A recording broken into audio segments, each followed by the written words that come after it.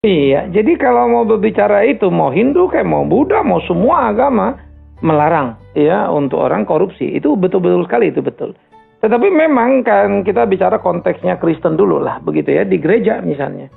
Apakah orang-orang jemaat itu disuruh korupsi? Jelas tidak. Tapi apakah orang jemaat itu tanpa sadar dipacu untuk korupsi? Digoda untuk korupsi? Jelas iya. Mengapa? Bagaimanapun kita harus akui jujur. Kegagalan gereja adalah ketika orang ke gereja itu ada kelas. Anda kaya, number one. Anda tengah-tengah, ya number two. Kalau Anda kelas ekonomi miskin, ya number three. Dalam pelayanan pun sama. Yuk kedukaan, siapa yang ngunjungi, sakit, meninggal, apalagi begitu. Rumah di kota besar, di jalan besar sama ke ganggang.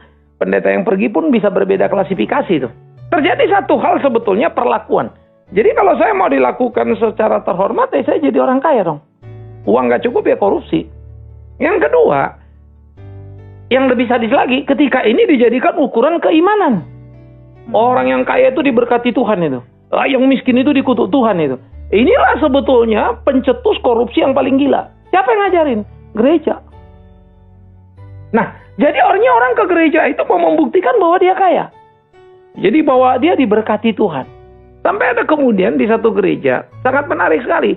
Ketika semua pengurusnya itu naik mobil, dan mobilnya baru-baru semua. Tapi ketika diselidiki terus ke dalam, kredit. Diselidiki lagi, banyak yang macet. Karena memaksa diri untuk kredit mobil yang lebih dari kapasitinya. Kenapa? Karena dia malu kalau pakai mobil bekas.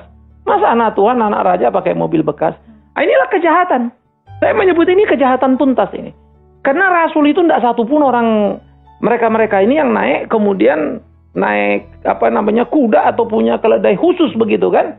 Ya. Jadi kita bisa ngelihat berapa bedanya Yesus dan Pilatus. Tapi jangan bilang Yesus nggak diberkati dong hanya karena miskin lalu papa mamanya juga miskin misalnya gitu. Nah, terjadi perombakan. Kaya bukan dosa, tapi miskin bukan aib. Yang jadi dosa dan aib adalah cara kayanya yang salah itu. Jadi saya pikir ini menjadi sangat penting dan gereja harusnya mempunyai sikap menghargai jiwa itu sama berharganya di mata Tuhan itu. Nah, urusan kaya miskin itu nomor 8 itu, nggak ada luar biasanya. Karena itulah tidak heran Yesus sendiri memuji persembahan janda miskin dan bukan janda kaya. It's not about money. It's about truth gitu. Mungkin jadi pada awalnya jadi nggak niat untuk korupsi kali Pak ya. Jadi kalau tadi Bapak sampaikan mungkin karena tekanan di sekeliling kita oleh gaya hidup atau apa itu membuat kita terdorong untuk melakukan korupsi itu. Tapi orang tua juga sama kan. Coba kalau anaknya 3, 1 kaya, 1 sedang, 1 miskin. Dia cerita yang kaya terus yang dia ceritain. Seakan-akan anaknya cuma 1, 2 lagi nggak ada. Ini juga penyakit di rumah. Jadi di rumah, di dalam apa? Yang paling repot kalau tadi benteng terakhir yang disebut Pak Pane Judikatif jebol. Kita juga benteng terakhir moral ini gereja jebol juga. Karena itu juga sangat berhubungan dengan role model ya. Jadi siapa pemimpin yang melaksanakan gaya hidup yang benar gitu kan. Betul, itu tadi yang balik lagi ke Pak Malau. Ya, kalau orang bilang like father like son, ya begitulah pendeta. Habis pendeta sekarang juga kaya raya berlomba semua dan adu kaya pula. Ini yang repot. Mungkin nanti satu waktu akan ada ya 10 pendeta terkaya Indonesia.